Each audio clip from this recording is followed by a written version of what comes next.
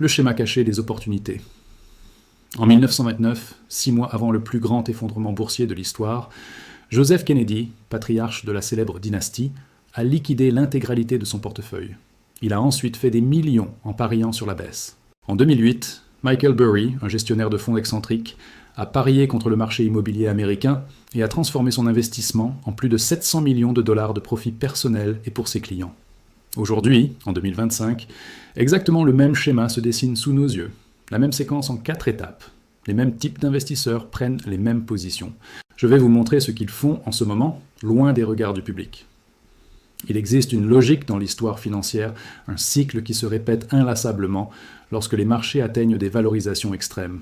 Ce n'est ni le fruit du hasard, ni de la chance. C'est une séquence méthodique en 4 phases que seule une infime minorité d'investisseurs suit avec une précision chirurgicale.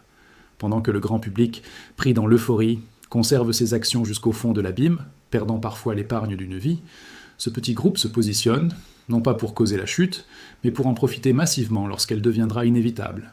Ils ne créent pas la tempête, mais ils sont les seuls à voir les nuages s'accumuler, et ils préparent leur voile en conséquence. Nous avons vu ce schéma en 1929, nous l'avons revu en 2008, et les signaux de 2025 sont assourdissants. Warren Buffett, le oracle d'Omaha, est assis sur une montagne de liquidités de plus de 325 milliards de dollars, sa plus grande position de cash de l'histoire. Jeff Bezos, le fondateur d'Amazon, a vendu pour plus de 13 milliards de dollars de ses propres actions. Mark Zuckerberg a fait de même avec les actions de Meta. Les ventes d'initiés, insider selling, à travers le monde des affaires américains, ont atteint des niveaux jamais vus depuis 2007, juste avant la dernière grande crise financière. Pendant ce temps, des fonds spéculatifs, hedge funds, construisent discrètement des positions complexes qui ne généreront des profits astronomiques que si les marchés s'effondrent. Ceci n'est pas une théorie, c'est une stratégie documentée. Les positions de ces investisseurs sont, pour la plupart, des faits publics. Les schémas sont des faits historiques. Une fois que vous aurez compris comment fonctionne ce cycle, vous saurez exactement où nous en sommes aujourd'hui.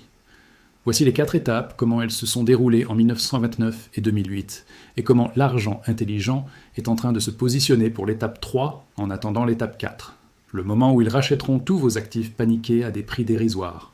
Étape 1. La sortie 12 à 18 mois avant l'impact. La première étape est la plus contre-intuitive.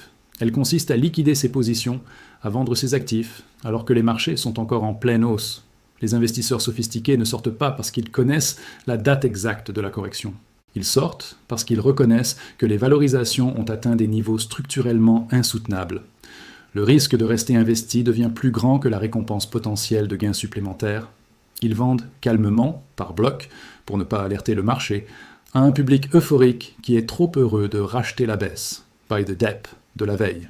L'exemple de 1929, quand le cireur de chaussures donne des conseils. En 1929, Joseph Kennedy était un spéculateur triomphant des Roaring Twenties. Il avait amassé une fortune. L'histoire célèbre, qu'il a peut-être lui-même embellie, raconte qu'il a décidé de tout vendre le jour où son cireur de chaussures, à Wall Street, lui a donné des conseils boursiers. Si le cireur de chaussures se spéculait, raisonna Kennedy, cela signifiait qu'il n'y avait plus personne de nouveau pour acheter. Le sommet était atteint. Mais l'anecdote masque une réalité plus technique. Kennedy comprenait le levier. En 1929, la dette sur marge avait atteint des niveaux sans précédent. Les investisseurs n'achetaient pas des actions avec leur argent. Ils empruntaient jusqu'à 90% de la valeur de l'action. Kennedy savait qu'une simple baisse de 10% du marché déclencherait des appels de marge, margin calls, en cascade, forçant ces investisseurs surendettés à vendre leurs actions pour rembourser leurs prêts. Cette vente forcée entraînerait une baisse des prix, qui déclencherait de nouveaux appels de marge, créant une spirale de liquidation incontrôlable. Il a donc liquidé ses positions tout au long de l'été 1929. Il ne fut pas le seul. Bernard Baruch, un autre investisseur légendaire qui avait fait fortune lors de paniques précédentes, convertissait lui aussi son portefeuille en liquidité. Le pic du Dow Jones fut le 3 septembre 1929. L'effondrement a commencé le jeudi noir, 24 octobre, 7 semaines plus tard. Kennedy et Baruch étaient assortis au sommet. L'exemple de 2008, ceux qui ont lu les contrats. Le schéma s'est répété, mais avec des acteurs différents. Michael Burry, gestionnaire du fonds Sion Capital, n'était pas un spéculateur de Wall Street. C'était un médecin devenu analyste. En 2005, il a fait quelque chose que personne d'autre ne faisait. Il a demandé à lire les données sous-jacentes des prêts hypothécaires subprime, qui étaient reconditionnés en obligations, MBS. Ce qu'il a découvert était terrifiant. Des prêts à taux variable, Adjustable Rate Mortgage, accordés à des emprunteurs qui ne pourraient manifestement pas payer lorsque les taux se réinitialiseraient. Des prêts sans vérification, Stated Income Loans, où les emprunteurs déclaraient des revenus non vérifiés. Des prêts ninja, No Income, No Job, No Assets. Ces prêts étaient des déchets toxiques. Pourtant, les agences de notation leur donnèrent la note AAA, la plus sûre possible. Burry a compris que tout l'édifice allait s'effondrer lorsque ses prêts commenceraient à faire défaut. Il ne pouvait pas shorter, vendre à découvert, ses obligations directement, alors il a demandé aux banques d'investissement, comme Goldman Sachs, de lui créer un nouvel instrument, le Credit Default Swap, CDS. C'était, en substance, une police d'assurance qui lui serait payée si ses obligations faisaient défaut. Pendant 2 ans, 2005-2006, Burry a payé des millions de dollars de primes pour ses assurances, perdant de l'argent chaque mois, alors que le marché immobilier continuait de monter. Ses propres investisseurs, furieux, l'ont menacé de procès, pensant qu'il était devenu fou. Mais Burry exécutait l'étape 1. Il sortait du consensus et construisait sa position avant que quiconque ne voie le danger. John Paulson, un autre gestionnaire, est arrivé à la même conclusion en 2006. Il a analysé le ratio prix des logements, revenus des ménages. Il a vu que la bulle était évidente pour quiconque regardait les données fondamentales. Il a lancé un fonds dédié uniquement à parier sur l'effondrement des subprimes et a, lui aussi, acheté des milliards de dollars de CDS. L'étape 1, aujourd'hui, 2025. Et maintenant, regardez 2025. Qui est en train d'exécuter l'étape 1 ? Commencez par Warren Buffett. Berkshire Hathaway détient une position de liquidité record de 325 milliards de dollars. Pourquoi ? Dans sa lettre aux actionnaires de 2024, Buffett a écrit qu'il ne trouve rien d'attrayant à acheter. Traduction. Tout est surévalué. C'est l'étape 1 dans sa forme la plus pure, la sortie du marché, parce que les prix sont trop élevés. Mais ce n'est pas seulement lui. Les fondateurs, les PDG, ceux qui connaissent leurs entreprises mieux que personne, vendent. Jeff Bezos a vendu 13 milliards de dollars d'actions Amazon. Mark Zuckerberg a liquidé des milliards de dollars d'actions Meta, même lorsque le titre atteignait de nouveaux sommets. Jamie Dimon, le PDG de JP Morgan Chase, a vendu des actions de sa propre banque pour la première fois de sa carrière. Les ventes d'initiés à travers l'Amérique ont atteint des niveaux jamais vus depuis 2007. Ces dirigeants voient les vrais chiffres de vente, les vrais carnets de commandes, les vrais problèmes, bien avant qu'ils n'apparaissent dans les rapports trimestriels. S'ils vendent, c'est qu'ils ne croient pas que les valorisations actuelles sont durables. L'indicateur Buffett, qui divise la capitalisation boursière totale par le PIB, se situe à 185%. Buffett lui-même a déclaré que tout ce qui dépasse 520% indique une surévaluation dangereuse, à 185%. Le signal est clair. L'étape 1 est terminée. L'argent intelligent est sorti, vendant méthodiquement pendant des mois à des investisseurs particuliers qui croient encore à la hausse. Étape 2. L'assurance, 6 à 12 mois avant l'impact. L'étape 2 n'est plus passive, elle devient active. Les investisseurs sophistiqués ne se contentent plus de détenir des liquidités. Ils commencent à acheter une assurance contre la volatilité. Cette assurance prend la forme d'instruments financiers complexes, des options de vente, put option, des options d'achat sur l'indice de volatilité, VIX Call, ou des CDS. L'essentiel est de comprendre que l'étape 2 se produit avant que l'effondrement ne soit évident. Elle se produit lorsque la volatilité est encore faible et que l'assurance est donc bon marché. C'est acheter une assurance incendie pour sa maison avant que le quartier ne commence à brûler. L'exemple de 1929, la vente à découvert. L'équivalent de l'assurance en 1929 était la vente à découvert. Après avoir liquidé leurs positions longues, leurs actions, Kennedy et Baruch ont commencé à construire des positions courtes. Vendre à découvert, c'est emprunter une action, la vendre au prix fort, et espérer la racheter plus tard à un prix bien inférieur pour la rendre à son propriétaire, empochant ainsi la différence. Si vous vendez à découvert une action à 100 $ et qu'elle tombe à 50 $, vous gagnez 50 $. Kennedy a payé des frais d'emprunt, l'équivalent de la prime d'assurance, pendant l'été 1929, alors même que les actions continuaient de grimper. Mais il savait que, lorsque la correction viendrait, ses positions exploseraient en valeur. Quand le jeudi noir est arrivé, puis l'octobre noir, le marché a chuté de 30%, puis 50%. En 3 ans, il a perdu 89% de sa valeur. Les positions courtes de Kennedy lui ont rapporté des millions, estimés entre 15 et 50 millions de dollars de l'époque, faisant de lui un homme immensément riche, alors que le pays sombrait dans la Grande Dépression. L'exemple de 2008, payer les primes. En 2008, les CDS de Burry et Paulson étaient l'instrument de l'étape 2. De 2005 à 2007, ils ont payé des primes mois après mois. Ces swaps leur coûtaient environ 2 à 4% par an de la valeur qu'ils assuraient. S'ils assuraient 100 millions de dollars, ils payaient 2 à 4 millions par an, que les obligations fassent défaut ou non. Pendant 2 ans, ils ont payé ces primes en pure perte apparente. Les investisseurs de Burry se sont révoltés, tentant de retirer leur argent avant que Burry ne perde tout. Burry a dû bloquer le fonds pour empêcher ses propres clients de saboter sa stratégie. Il comprenait l'étape 2. Vous payez l'assurance quand elle est bon marché, avant que le sinistre ne soit évident. En 2007, les défauts sur les subprimes ont commencé à augmenter. Début 2008, Bear Stearns s'est effondré. En septembre 2008, Lehman Brothers a fait faillite. Les CDS ont explosé en valeur. Des contrats achetés pour quelques millions de primes ont rapporté des centaines de millions.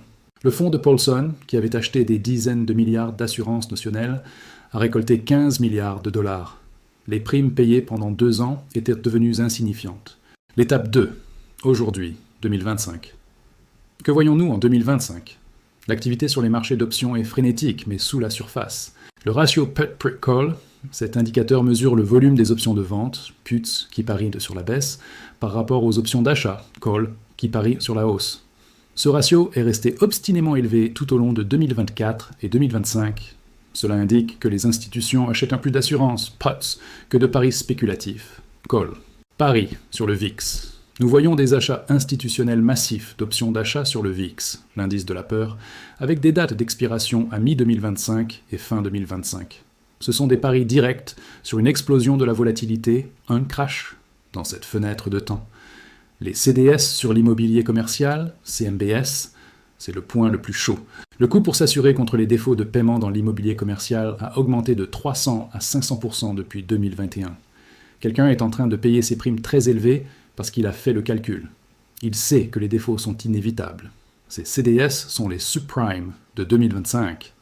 Étape 3, le ciblage, 3 à 6 mois avant l'impact. L'étape 3 est la plus agressive. Ce n'est plus seulement détenir du cash ou acheter une assurance générale, c'est parier activement et avec précision contre les secteurs ou les entreprises spécifiques qui sont les plus vulnérables. C'est là que les milliards se font.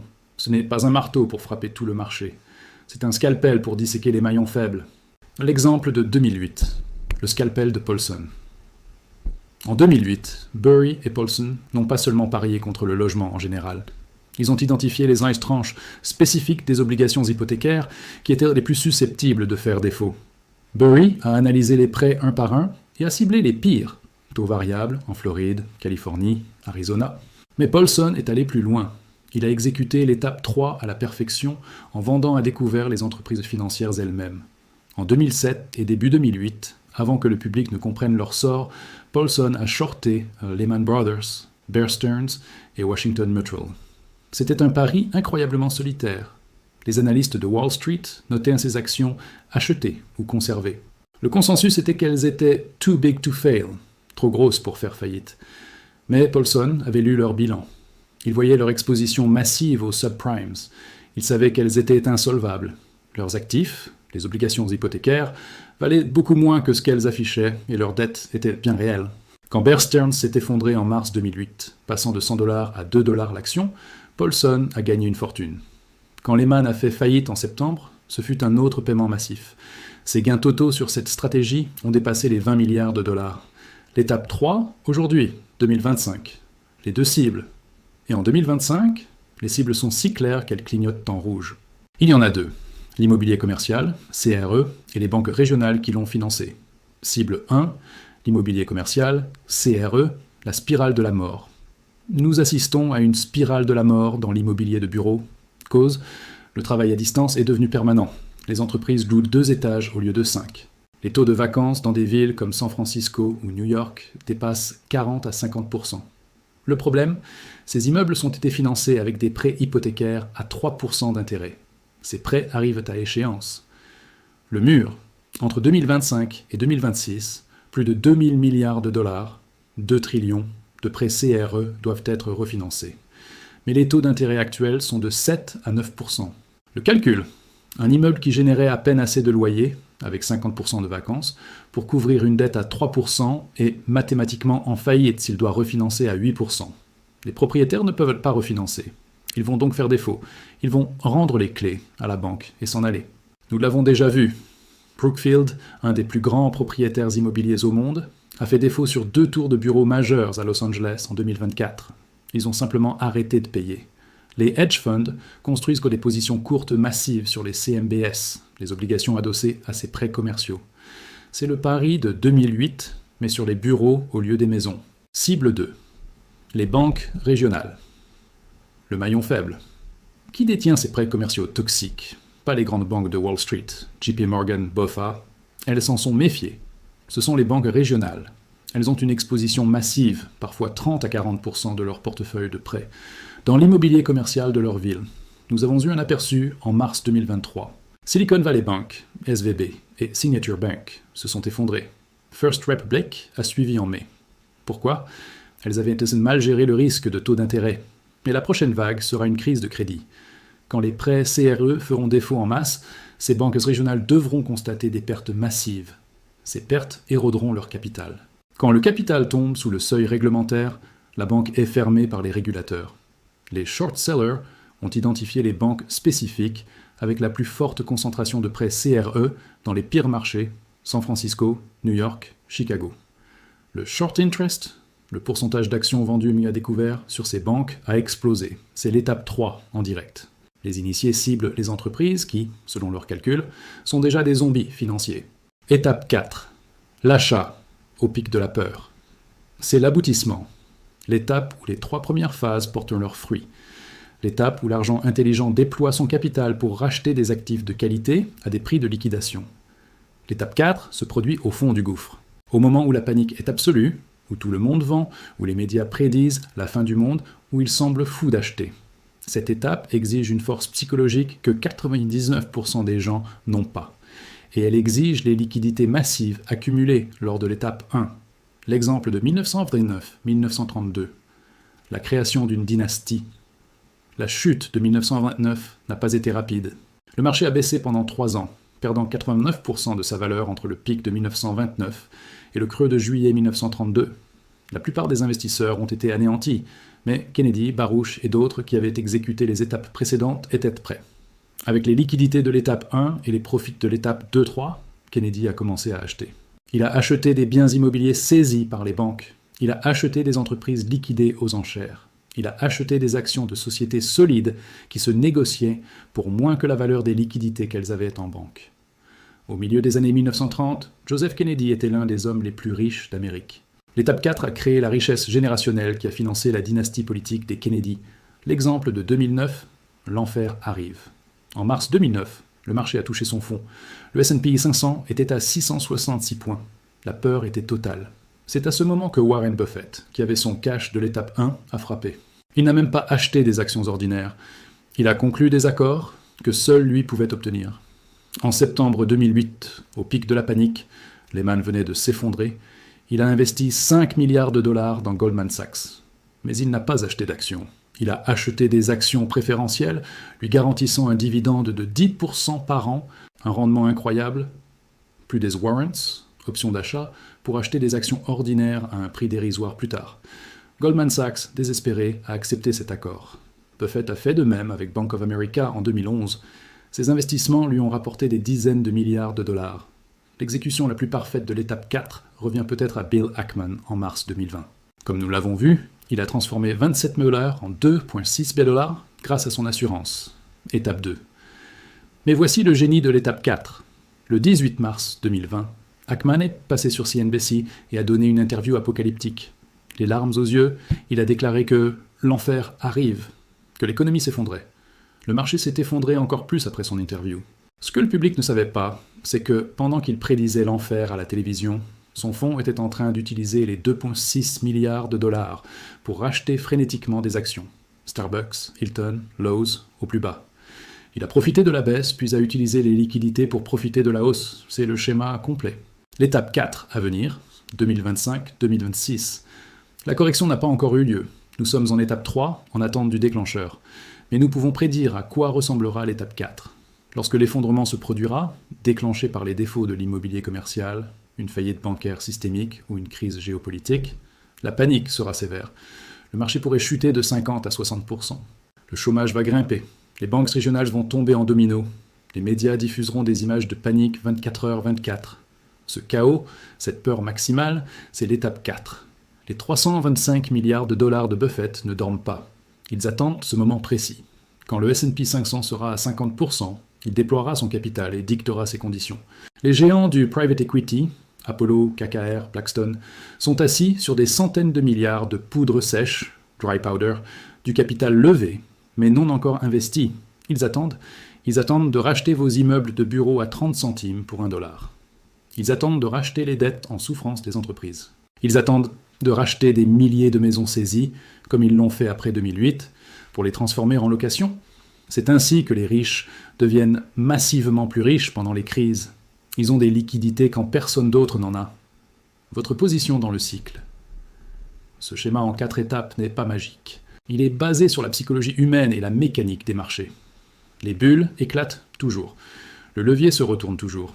La panique crée toujours des opportunités. Vous voyez ce schéma se dérouler en 2025. L'étape 1 est terminée. L'argent intelligent a vendu. L'étape 2 est en cours. L'assurance est en train d'être achetée. L'étape 3 s'intensifie. Les cibles, immobilier commercial, banque régionale, sont verrouillées. Et l'étape 4 attend son heure. Les réserves de capital sont prêtes à être déployées au moment de la peur maximale. La question pour vous n'est pas de savoir si ce schéma va se réaliser. L'histoire suggère qu'il le fera. La question est de savoir si vous le reconnaîtrez. Nous sommes à la fin de l'étape 3. L'effondrement n'a pas encore eu lieu, mais tous les signaux indiquent qu'il est imminent. L'inversion de la courbe des taux, qui a prédit chaque récession depuis 1950, a eu lieu. L'indicateur Buffett est dans le rouge vif. Les initiés ont vendu comme en 2007. L'immobilier commercial est en défaut. L'argent intelligent le sait. Et maintenant, vous le savez aussi. L'étape 3 est en cours. Les positions sont prises. L'étape 4, l'opportunité d'une vie, se prépare dans le chaos à venir. L'argent intelligent le sait, et maintenant, vous le savez aussi. Abonnez-vous pour comprendre ce que l'histoire nous prépare.